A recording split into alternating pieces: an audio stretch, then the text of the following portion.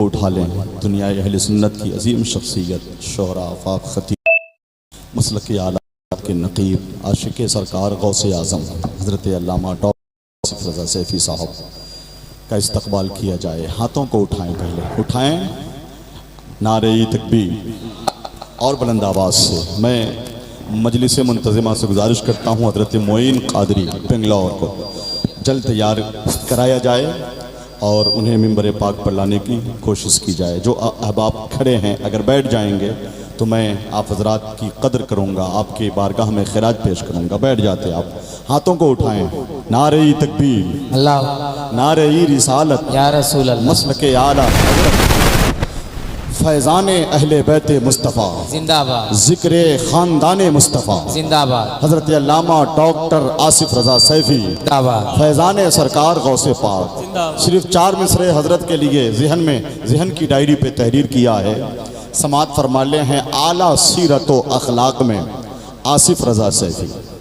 دیکھیں حقیقت اور صداقت کی ترجمانی کن الفاظ میں کی گئی ہے اعلیٰ سیرت و اخلاق میں آصف رضا سیفی، ہے اعلیٰ سیرت و اخلاق میں آصف رضا سیفی، درخشاں ہو گئے آفاق میں آصف رضا سیفی، مصائب دیر تک ان کا تعاقب کر نہیں سکتے ہیں غوث پاک کے عشاق میں آصف رضا سیفی، مصائب دیر تک ان کا تعاقب کر نہیں سکتے ہیں غوث پاک کے عشاق میں آصف رضا سیفی۔ ایک مرتبہ اور ہاتھ اٹھا کر یا حسین کہہ دیں، زور سے اٹھائیں، اللہ پاک آپ کے بازوؤں کو سلامت رکھے، قوت عباس کا صدقہ عطا فرمائے۔ اتنی بڑی شخصیت کو بلوایا تو پھر وہی لہجہ، وہی تنتنا، وہی محبت پیش کریں، بولے یا حسین۔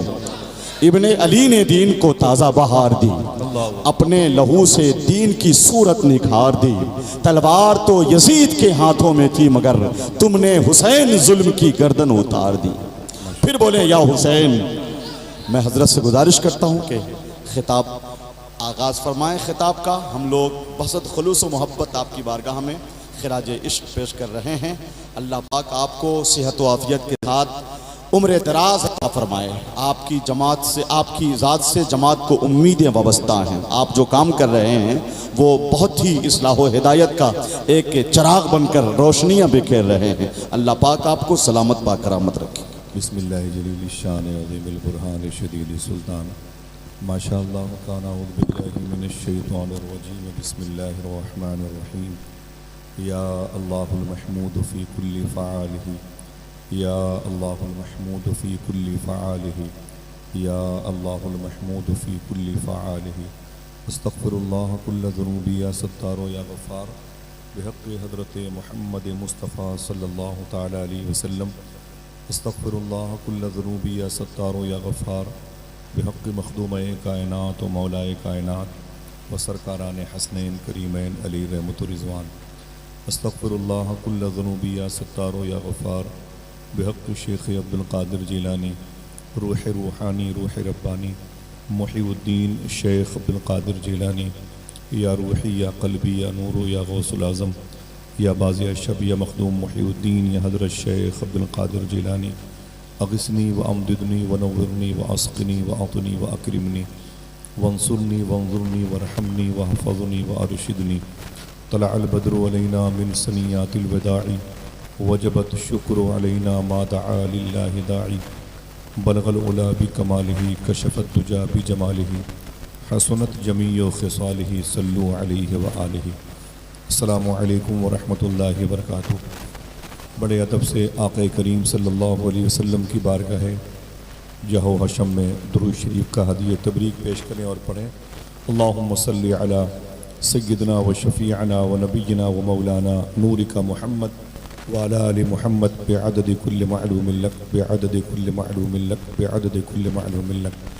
الحمدللہ رب العالمین۔ اس وقت 12 بجنے کو ہے اور میرے بھائی شمائل اختر مجاہدی صاحب سے آپ نے نعتیں سماعت فرمائی ہیں، تزمین اور دیگر بزرگوں کے کلام ان کی مبارک زبان سے بغلگیر ہونے کا شرف پا رہے تھے، آپ کی سماعتیں محظوظ ہو رہی تھی۔ نظامت کے حوالے سے یوں تو ہندوستان میں بڑی بڑی قابل قدر شخصیت موجود ہیں، لیکن سب سے زیادہ نظم کے فریم میں جس نے اپنی قد و کاوش کو، اپنی جد جہد کو اور اپنی سوچ اور اپنی تعمیری ذہنیت کی تصویر کو چسپاں کیا ہے، وہ ذات مخدوم گرامی علامہ محبوب عالم گوہر مظفر پور بہار کی ذات ہے۔ بے پناہ علمی صلاحیتوں سے سجی ہوئی، شعر و ادب کے تمام تر اصناف سخن پر جسے دسترس حاصل ہے، جن کے علمی اور تعمیری کام کی وجہ سے انڈو پاک کے ہر مبارک ناقدین ان کی ذات کو اپنی پلکوں کی مڈوروں پر چراغ عشق بنا کے روشن کیے ہوئے ہیں۔ مدرسہ قادریہ جس کے بانی میرے آقا حضور مجاہد ملت ہیں، تمام تر ذمہ دار علماء کرام تو دیر سے بیٹھے تھے۔ میری ابھی بھی گزارش ہے، اگر کوئی سر شام سے اب تک بیٹھا ہوا ہو تو وہ اپنے ضروری کام سے فارغ ہو جائے۔ آپ سب کو میری طرف سے بہت بہت مبارک۔ ایک بزرگ کے عرس کی تقریب کے لیے بڑی لمبی مسافت طے کی ہے، اور اس سے پہلے بہت پہلے بھی شاید میں کبھی ادھر سے گزرا ہوں جاروب کش کی حیثیت سے۔ اللہ تبارک و تعالی ہمارے دلوں کو پاکی عطا فرمائے اور ہم سب کو جلسوں کے احسن اور طیب مفاد سے استفادہ کی توفیق عطا فرمائے۔ بیٹھے بہت ہی نارمل گفتگو ہے، نہ کوئی ہنگامہ کرنا ہے نہ کوئی نعرہ لگانا ہے۔ ویسے میں کسی بھی دو مقررین کی موجودگی میں جلسوں میں شرکت نہیں کرتا، میری عادت ہے۔ علامہ گوہر صاحب جانتے ہیں، بمبئی میں تھا اور وہاں سے 4 بجے ایئرپورٹ سے میں واپس آیا، ادھر آیا، آپ کے قدموں کے نیچے بیٹھا ہوں۔ تھوڑی دیر حضور صلی اللہ علیہ وسلم کی سیرت اور حضور کی سیرت سے استفادہ کرنے والوں کی سیرت، آپ کی اپنی ذاتی جو سیرت ہے جو آنے والے مستقبل میں نونہالوں کی ذات میں ٹرانسفر ہوگی، ان کو ہم یہ گفٹ دے کے چلے جائیں گے۔ یہ شہید اعظم کانفرنس ہے جس کی ہیڈنگ یہ ہے اور بزرگوں کے نام کے اعراض کی محفلیں ہیں۔ سرکار مجاہد ملت غوث بنگالہ، سرکار قطب بنگالو گجرات، سرکار عمر شاہ قادری جمالی علی رحمت الرضوان کا، سرکار سید بابا کا دیار مبارکہ ہے، اور دیگر سادات کرام تشریف فرما ہیں جو اپنی اپنی قبورہائے نور میں زوار کے دلوں کو روشن کیے ہوئے ہیں۔ بڑے ادب سے بیٹھیں گے۔ تھوڑی سی ایک بات ہے، نعتیہ شاعری کے حوالے سے بڑے بڑے اشعار پڑھے گئے اور زیادہ مجھے کچھ کہنا نہیں ہے۔ ماضی قریب میں ایک شاعر تھے جن کا نام تھا پروفیسر اقبال عظیم، نابینا شاعر تھے، اندھے شاعر تھے، جن کی ایک نعت بڑی مشہور ہے۔ جی بھائی جزاک۔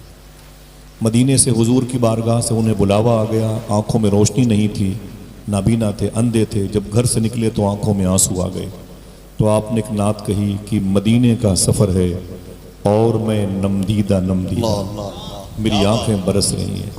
مدینے کا سفر ہے اور میں نمدیدہ نمدیدہ، کہتے ہیں جبیں افسردہ افسردہ بدن لرزیدہ لرزیدہ، پھر کہتے ہیں کسی کے ہاتھ نے بڑھ کر سہارا دے دیا ورنہ کہاں میں اور کہاں وہ راستے پیچیدہ پیچیدہ۔ اور پھر ایک شعر کہا مدینے جا کے، میں تقریباً ابھی 1.5 مہینے رہ کے آیا ہوں بغداد شریف میں، مدینہ شریف میں، عید کی نماز کے 1 دن پہلے واپس آیا، تو یہ شعر مجھ پر غالب رہا۔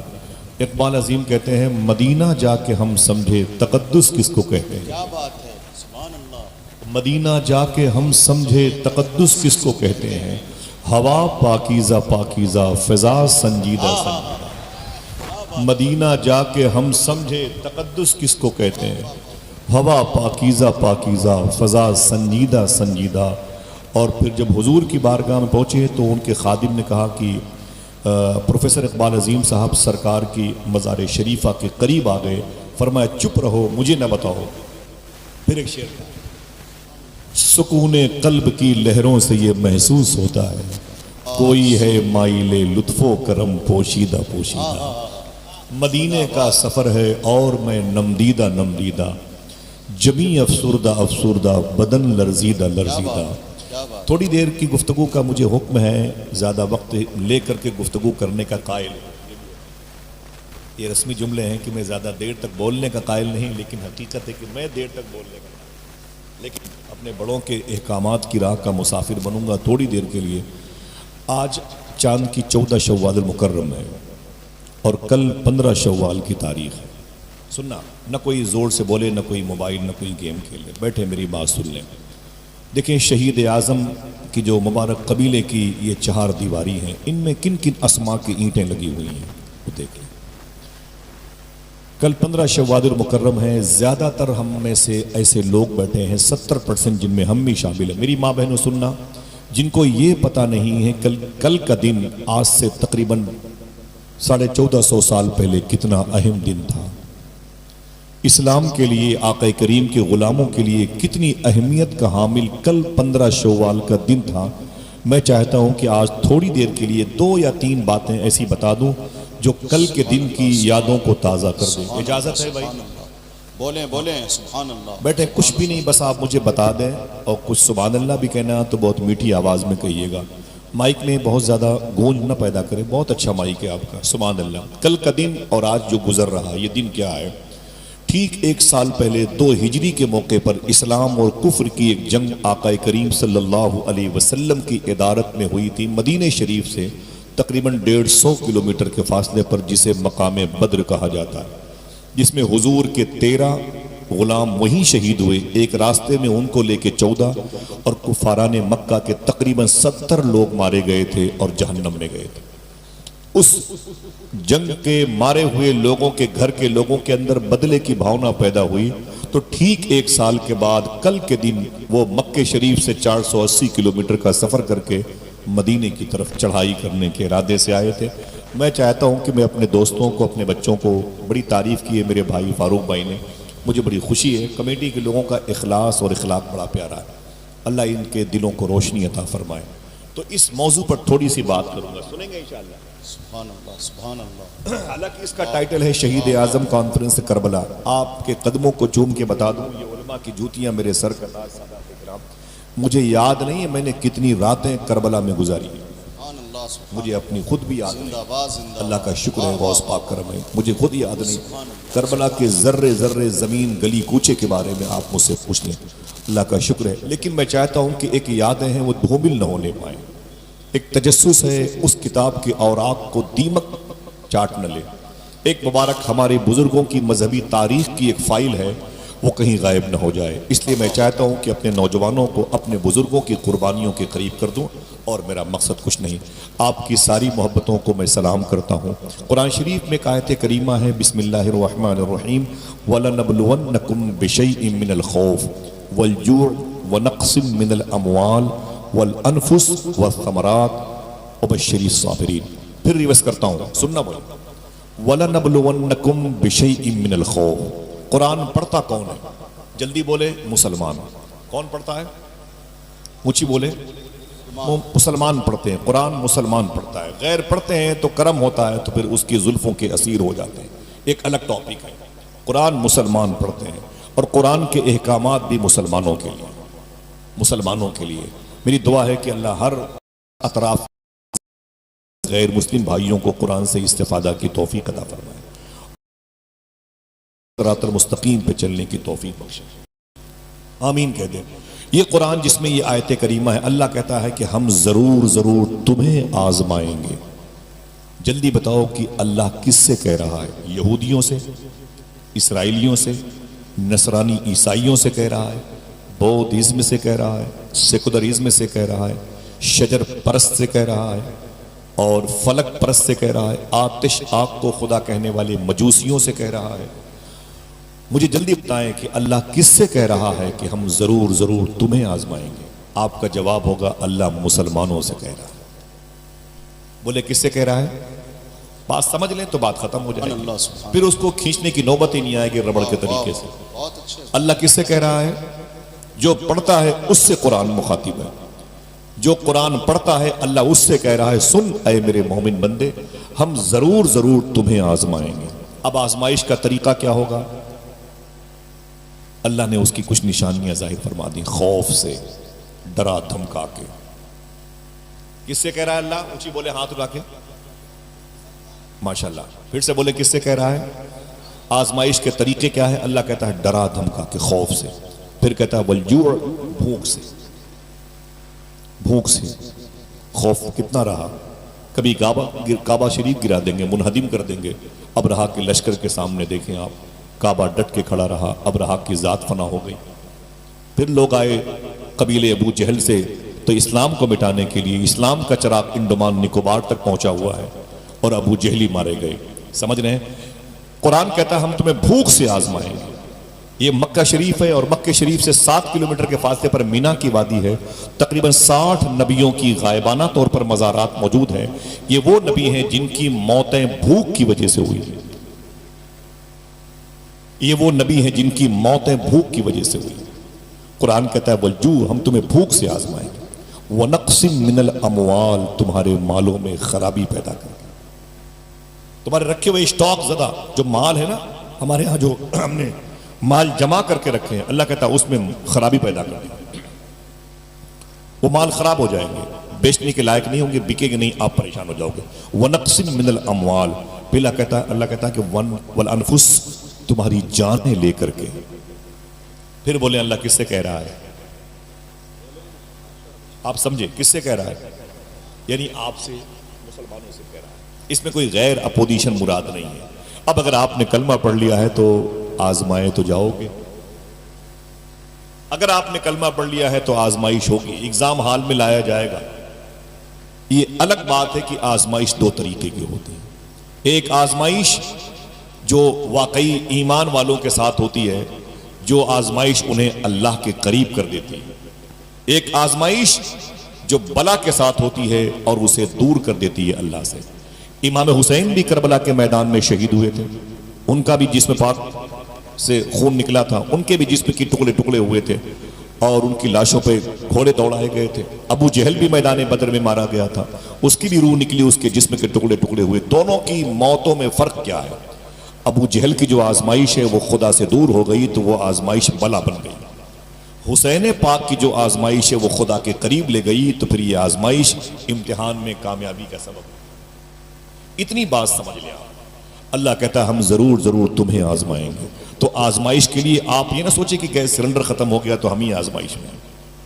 یہ ذہن سے نکال دیں. ہماری بیٹیاں بیٹھی ہیں اور جہیز کی لعنتوں کی زلفوں کے اسیر بن گئی ہیں ہماری بچیاں، اور وقت پر ان کی شادیاں نہیں ہوتی ہیں. ہم شکایتیں کرتے ہیں ہمارے مذہب میں کتنی کشادگی تھی اور تنگی کتنی آ گئی. تو یہ پہلی مرتبہ ہمارے ساتھ ہوا ہے؟ نہ نہ نہ نہ، ایسا نہیں. آپ کو اپنے ملک ہندوستان کی طرف سے آپ نے ملک کی حفاظت کے لیے بارڈر پہ جانا ہے تو آپ یہ نہ سوچیں کہ یہ پہلی مرتبہ ہوا ہے. نہ، یہ تو اسلام کی عظیم الشان احکامات کی ایک کرن ہے جس کو ہمیں فالو کرنا چاہیے. آئیے تھوڑی سی بات اسی ٹاپک پر کریں گے. وہ جن کے سامنے یہ قرآن کی آیتیں نازل ہوئیں وہ کتنی آزمائش میں تھے. کل کا دن ٹھیک بدر کے 1 سال کے بعد احد شریف کی جنگ کا دن تھا. کل کا دن شہدائے احد کی یاد میں غرق ہونے کا دن ہے.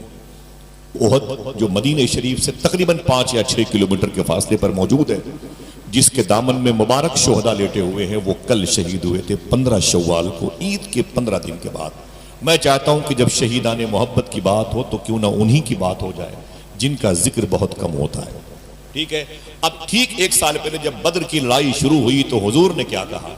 دیکھیں، ہم آزمائشوں سے بھاگنا چاہتے ہیں، ہم آزمائشوں سے نکلنا چاہتے ہیں، ہم آزمائشوں کے قریب جانے سے گریز کرتے ہیں، اور اللہ کے رسول کے عشاق آزمائشوں کو اپنی علامت بنانا چاہتے ہیں. کیا بات، کیا بات. آزمائشیں ان کی پہچان بن جاتی تھی، آزمائشیں ان کی شناخت بن جاتی تھی. کیسے؟ اللہ کے رسول صلی اللہ علیہ وسلم نے اعلان کیا کہ اے میرے صحابہ، بدر کی وادیاں تمہیں آواز دے رہی ہیں. بات احد کی ہوگی لیکن ایک چیپٹر ہے، سنیں. کوئی جائے گا نہیں، بیٹھے رہیے گا. میں آپ سے کسی چیز کی طلب نہیں کرتا. دینا ہے تو پیروں کی مٹی اٹھا کے دیجئے جو میری قبر میں کام آئے. اتنا وقت بھی میرے پاس نہیں ہے. مجھے پتا ہوتا کہ اتنی بڑی بھیڑ ہے تو میں یہ بازار کہیں اور لگاتا. حقیقت یہ ہے آپ کے پیسے میری ذات پر خرچ نہ ہو، میں نہیں چاہتا. سادہ طبیعت کا آدمی ہوں میں، اور جھاڑو لگا کے خود 10-20 لوگوں کو جمع کر لیتا ہوں اسٹیشن سے. اللہ کا شکر. میں بھیڑ بھاڑ پیسے میری ذات پر خرچ ہو، کوئی مجھے یہ نعرے وہ نعرے، تو میں واقعی اس کا قائل نہیں ہوں. بس دعا کریں. میرے گھر کے قریب میں نئی متاشا عبدال نام کے بزرگ ہیں، وہ ایک شعر پڑھتے تھے: مجھ سا گنہگار بھی بخشا گیا اگر، دوزخ میں پھر نہ کوئی مسلمان ملے گا. کیا پتا آپ کو میں بغداد مدینے جاتا ہوں، یہ الگ بات ہے، لیکن جانے کے لائق ہوں کہ نہیں یہ تو پتا کر لیں. سیدھی سی بات. میری باتیں آپ نے سننے کے لیے مجھے اپنے آپ کو بلایا ہے، تو آئیے دو سماعتوں کے 2 ہاتھ ہو جائیں. سمجھ رہے ہیں؟ آقا کریم نے آواز دی کہ اے میرے صحابہ، دین آواز دے رہا ہے. تو ایک بزرگ صحابی تھے، بوڑھے تھے، ان کا نام تھا حضرت خیسمہ. ان کے بیٹے کا نام تھا حضرت سعد. سعد یہ ان کے بیٹے کا نام تھا، خیسمہ ان کے باپ کا نام. پھر اونچی بولے باپ کا نام کیا تھا؟ خیسمہ. بولے یاد رہے گا یہ نام، بھولنا نہیں. وہ تقریر نہیں کہ زور سے بول کے نعرے لگوا دو، نعرے بعد میں لگانا جب شورا و خطبہ آئیں گے. ٹھیک ہے. باپ کا نام تھا خیسمہ، خے یہ فے میم ہا خیسمہ. اور بیٹے کا نام تھا سعد، سین عین دال سعد. جیسے باپ اور بیٹے کو خبر لگی کہ حضور کی طرف سے آفر آیا ہے، آپ دونوں میں سے ایک میدان بدر میں چلیں، اسلام آواز دے رہا ہے، تو بیٹے نے اپنے باپ سے لپٹ کے کہا ابو بہت بہت مبارک ہو، حضور کے ساتھ جہاد کرنے کا موقع مل رہا ہے.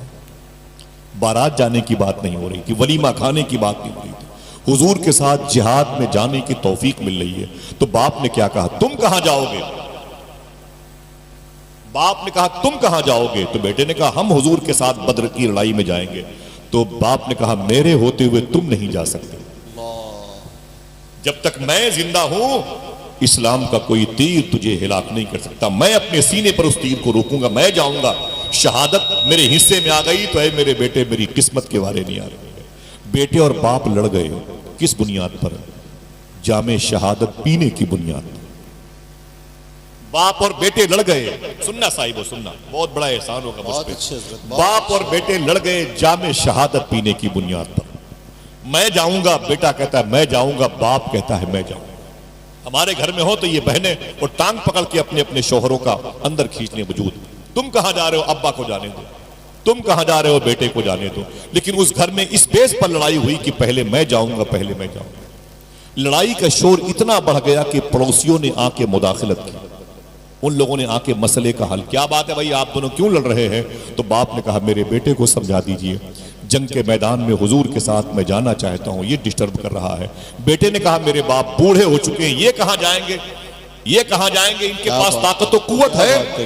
دل کہے تو سبحان اللہ کہنا. بوڑھے باپ نے کہا تھا تجھے کیا پتا کہ جنگ طاقت کی بنیاد پر نہیں، حضور کی محبت کی بنیاد پر لڑی جاتی ہے. سبحان اللہ سبحان بیٹے بیٹھو اللہ. بیٹھو بیٹھو زندہ باد بیٹھو زندہ بیٹھو باد. بیٹھ جاؤ بیٹھ جاؤ بیٹھ جاؤ. بہت اچھے جزاک اللہ. بہت اچھے. توجہ اپنی مبذول کہیں اور نہ کرے. سن لے اتنا وقت نہیں ہے. محبت رسول کی بنیاد. طاقت کی بنیاد پر جنگ نہیں لڑتے ہم، تو محبت رسول کی بنیاد پر جنگ لڑتے ہیں. ہم حضور کے ساتھ جہاد میں شریک ہوں گے. بیٹا کہتا ہم شریک ہوں گے. جب لڑائی عروج پر پہنچی تو کتاب میں لکھا ہوا ہے کہ محلے کے لوگوں نے کیا کہا معلوم ہے؟ اگر آپ سمجھیں گے تو ذہن لگائیے گا. محلے کے لوگوں نے کہا قرآن اندازی کر لیا جائے، فال کھول لیا. یعنی پرچیوں میں تم دونوں کے نام لکھ کے ڈال دیے جائیں کسی ڈبے میں جو اس وقت کی تہذیب کا حصہ ہے. جس کا نام پرچی سے نکل آئے گا وہی میدان بدر میں حضور کے ساتھ جام شہادت نوش کرنے جائے گا. ہاتھ اٹھا کے بتائیں دو تین لوگ میری بات کو سمجھے کہ نہیں سمجھے؟ یہ قرآن اندازی سے مراد سمجھ گئے کہ پرچیوں میں دونوں کے نام لکھ کے ڈالے جائیں. یہ میں اپنے آج کی تہذیب کے مطابق بات کر رہا ہوں. اس وقت کی تہذیب کیا تھی واللہ عالم. یہ ہوا کہ دونوں کے نام قرآن اندازی میں چیک کیے جائیں. جس کا نام نکل آئے گا وہ میدان بدر جائے گا شہید ہونے کی نیت سے. جب پرچی نکالی گئی تو دل کہے تو سبحان اللہ کہنا. باپ کی جگہ پر بیٹے کا نام نکل آیا. سبحان اللہ. کوئی ایک آدمی اور بولے سبحان اللہ. بولے بولے زور سے سبحان اللہ. باپ کی جگہ پر بیٹے کا نام نکل آیا. جب بیٹے کا نام نکل آیا تو بیٹا اپنے گھر میں بلیوں اچھل رہا تھا اور بوڑھا باپ کنارے بیٹھ کے رو رہا تھا. صاحب جب میں نے اس واقعے کو پڑھا نا تو میری آنکھ میں آنسو آ گئے. معلوم ہے باپ نے کیا کہا؟ علامہ گوہر صاحب کے قدموں میں اپنی ٹوپی رکھتا ہوں، ان کے سینے پہ رکھتا ہوں. یہ ٹوپی میری بندہ کی. سنیں آپ. معلوم ہے باپ نے کیا کہا؟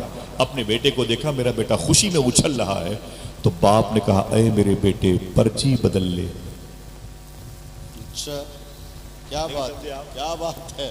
میں لکھنؤ کے قریب کا ہوں، میری مجبوری ہے. زندہ باد زندہ باد. باپ نے کہا پرچی بدل لے. اللہ. پرچی بدل لے. جو کم سنتے ہیں وہ بھی سنیں گے سمجھیں گے سبحان اللہ کہیں گے. تو بیٹے نے کیا کہا؟ اے میرے باپ اگر جنت ہوتی تو بدل لیتے. ہائے ہائے کیا بات ہے، کیا بات اگر ہے. جنت زندہ ہوتی باد، تو زندہ بدل باد. لیتے. نہ یہ تو نہیں بدلا جائے گا.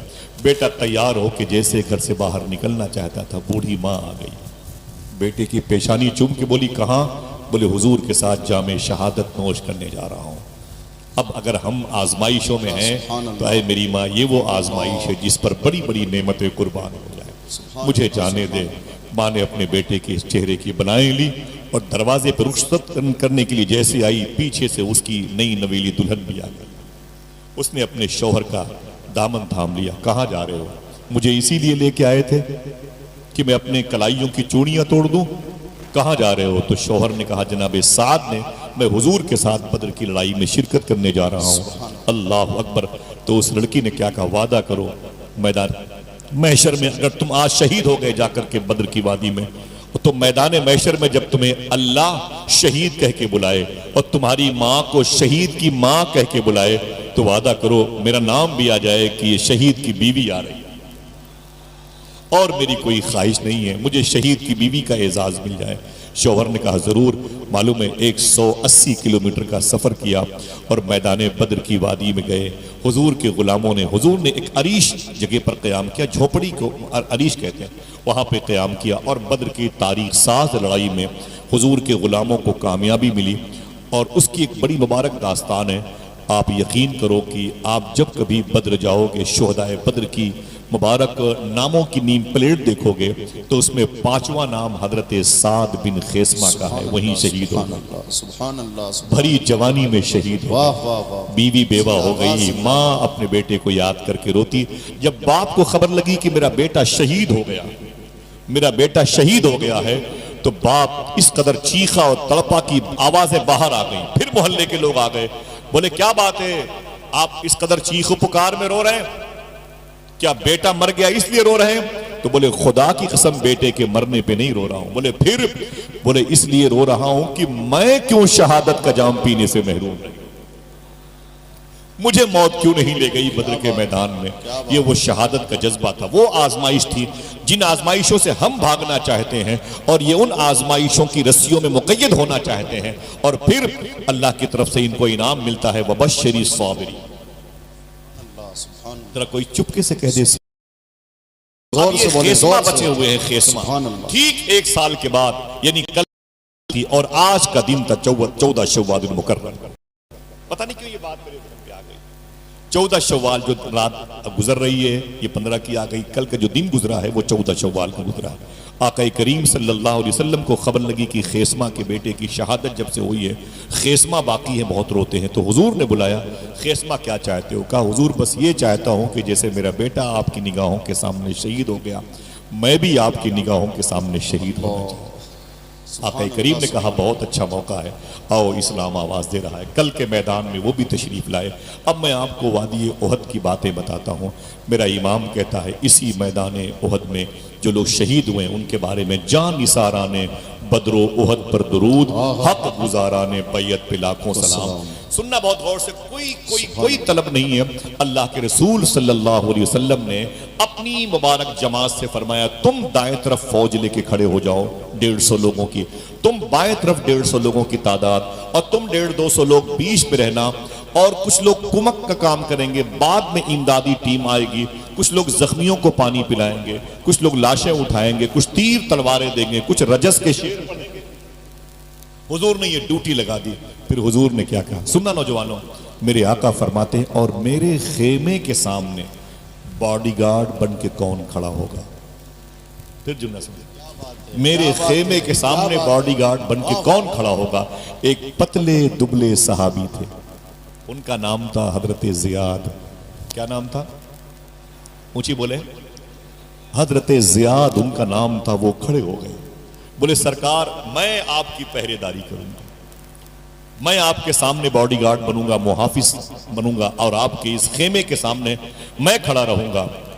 تو حضور نے انہیں دیکھا تو مسکرا کے فرمایا کہ زیاد بیٹھ جاؤ، زیاد بیٹھ جاؤ. جیسے زیاد بیٹھ گئے صحابہ کے چہرے پر مسکراہٹ آ گئی. اس کو دیکھو، اس کی صحت کتنی کمزور ہے اور مرنے پر یہ کے لیے تیار ہے. پھر حضور نے فرمایا تم زخمیوں کو پانی پلانا اور تم تیر اور تلوار فوجیوں کو دینا، قرآن کی آیتیں پڑھ کر کے ان کے اندر جوش پیدا کرنا، تم لاشوں کو اٹھانا. پھر حضور نے کہا اے میرے صحابہ اور میرے خیمے کے سامنے میرا باڈی گارڈ کون بنے گا؟ اگر دل کہے تو سبحان اللہ کہے. جیسے حضور نے دوسری مرتبہ کہا میرے خیمے کے سامنے، میرے کمرے کے سامنے میرا باڈی گارڈ کون بنے گا، پھر وہی حضرت زیاد کھڑے ہو. کیا بات، وہی پتلے دبلے صحابی. کیوں وہ جانتے تھے جان دی ہوئی اسی کی تھی. پھر وہ کھڑے ہو گئے، حضور نے دیکھا تو مسکرایا، فرمایا بیٹھ جاؤ۔ زیاد پھر بیٹھ گئے۔ دیکھیں آزمائشیں کتنی مبارک ہیں۔ پھر وہ بیٹھ گئے۔ آقا کریم صلی اللہ علیہ وسلم نے پھر فرمایا تم ادھر سے جانا، عبداللہ ابن جبیر تم 50 تیر اندازوں کو لے کر کے جبل روما کی پہاڑی پہ چلے جانا، اور تم وادی قنات کی طرف جانا، اور تم وادی احد کی طرف جانا، تم اس طریقے سے حملے کرنا اور میرے قول کا انتظار کرنا وغیرہ وغیرہ۔ ادھر سے جناب ابو سفیان اٹیک کرنے والے تھے اپوزیشن میں، اور جناب خالد بن ولید حضور کے غلاموں کی ادھر جماعت تھی، سید الشہداء کی، مولا کائنات کی، صدیق عمر کی۔ معلوم ہے کیا ہوا؟ آقا کریم نے فرمایا جاؤ اے میرے صحابہ۔ پھر حضور نے فرمایا کہ میرے خیمے کے سامنے میرا پہرے دار کون بنے گا؟ صاحبو اگر دل کو کوئی بات اچھی لگے تو بولنا۔ پھر وہی حضرت زیاد کھڑے ہو گئے، پھر کھڑے ہو گئے تو کسی نے کہا زیاد تم اپنی صحت دیکھ رہے ہو؟ بولے تم نعمت نہیں دیکھ رہے؟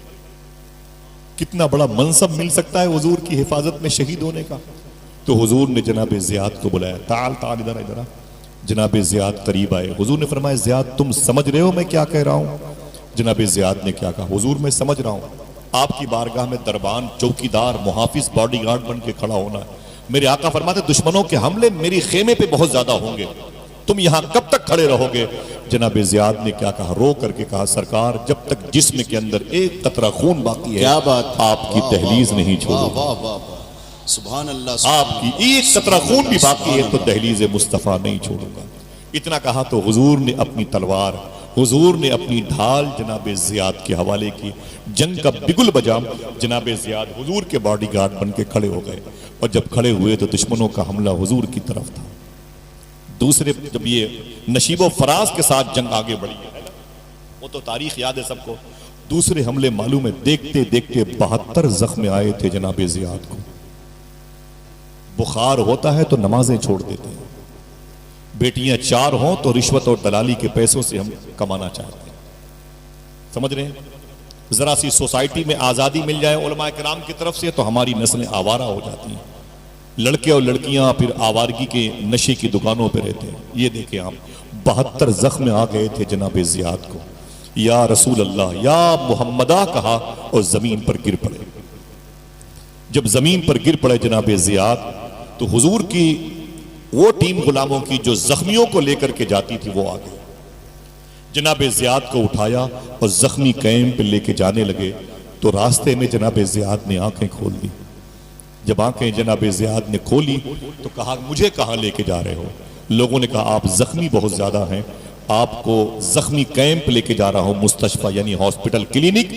تو جناب زیاد نے کیا کہا؟ دل کہے تو بولنا، مجھے واپس حضور کی بارگاہ میں لے چلو، میں نے مدینے والے آقا سے وعدہ کیا، نعرے جب تک تکبیر، جان میں جان باقی ہے میں آپ کی دہلیز نہیں سبحان چھوڑوں گا۔ اللہ، سبحان اللہ، سبحان اللہ۔ مجھے فوراً واپس لے چلو۔ جناب زیاد کو لایا گیا، وہ ڈھال دی گئی، وہ تلوار، اب تلوار بھی ڈھال کا کام کرتی تھی، اب اتنی طاقت نہیں تھی دوستو۔ دیکھتے دیکھتے 92 یا 93 زخم آئے تھے جناب زیاد کو۔ سننا صاحب، ہم کپل شرما کے ڈرامے نہیں سنا رہے ہیں، سمجھ رہے ہیں؟ ہم ہنسی مذاق کی محفل میں نہیں۔ دنیا میں اس وقت چیخیں بلند ہیں، 10,000 سے زیادہ فلسطینیوں کی جان اس وقت خطرے میں، 70,000 بچے شہید ہو گئے، سمجھ رہے ہیں آپ؟ ہم کیا سنائیں گے آپ کو؟ عمر شریف کے ڈرامے سنائیں گے؟ کیا چاہتے ہیں؟ سنیں آپ اپنے بزرگوں کی وہ قربانیاں جو ان کی آزمائش بنی تو وبشری صابرین کا تاج ان کے سر پہ جھلملایا۔ جو کلام پڑھا میرے بھائی نے، شمول اختر صاحب نے، آپ نے اس کلام کو سنا سمجھا، لیکن نہیں پتا کہ 70 سال پہلے یہ کلام کس نے پڑھا تھا۔ انہوں نے بتایا تو تھا لیکن آپ نے اور ہم نے غور نہیں کیا۔ پھانسی کے پھندے پر علامہ کفایت علی کافی مراد آبادی کو لے کے آ رہے ہیں، پھانسی کے پھندے پر۔ تو جج نے کہا تھا اے کافی چل چل، دیکھ یہ پھانسی کا پھندا، تیری موت کا پھندا تیرا انتظار کر رہا ہے۔ تو معلوم ہے علامہ کافی مراد آبادی نے کیا کہا تھا؟ او کتے سن، تو مجھ سے کہتا ہے یہ پھانسی کا پھندا تیرا انتظار کر رہا ہے، ارے دیکھ اس پھندے کے پیچھے مدینے والے آقا میرا انتظار کر رہے ہیں۔ سبحان اللہ، نعرے تکبیر، دیکھ مدینے والے آقا میرا انتظار کر رہے ہیں۔ جب قریب آئے تو اس انگریز نے کہا تھا کافی مرنے سے پہلے کوئی آخری خواہش ہے؟ تو علامہ کافی مراد آبادی نے کہا تھا مرنے سے پہلے میری ایک خواہش ہے، میں کہ حضور کی نعت پڑھنا چاہتا ہوں۔ سبحان اللہ کی آواز نہیں آئی؟ یہ بھی تو نعت اصول ہے، آپ تڑپ جائیں تو لگے کہ دلوں میں مستنیر ہونے کی۔ لگے تو کم سے کم نعت کو اتنے ہلکے میں نہ لیا کرے. سمجھ رہے ہیں آپ؟ نعت وہ جذبات و احساسات کی وارفتگی کا نام ہے جو ہوتی ہے اپنے کسی گھر کے دائرے میں تکمیل کی سرحدوں تھے، لیکن اس کی نوکے قلم کی آواز مدینے شریف تک سنائی دیتی. میں آپ سے میرا عریضہ ہے کہ آپ نعتوں کو خوب سنا کریں اور نعتوں سے استفادہ کیا کریں. آج سے تقریباً 1200-1300 سال پہلے ایک بزرگ کوفے میں پیدا ہوئے تھے جو نجف اشرف سے 15 کلومیٹر کے فاصلے پر ہے، کربلا سے تقریباً 90 کلومیٹر کے فاصلے پر ہے اور بغداد شریف سے تقریباً 3.5 گھنٹے کے فاصلے پر ہے، جس کو دنیا امام اعظم ابو حنیفہ کہتی ہے. میرا ٹاپک ادھر آ گیا ہے، حالانکہ وہیں جائے گا، بس باتیں میں ختم کر دوں گا، آپ بور نہ ہو میری گفتگو سے. اچھے حضرت، بہت اچھے. آپ کے پیسے برباد نہیں ہوں گے، وہ رکھیں، بس پیروں کی مٹی دے میرے کفن میں، میری قبر میں کام آئے گی. ذرا ہاتھ اٹھا کے بولیں سبحان اللہ. سنیں پہلے یہ نعت کیا ہے.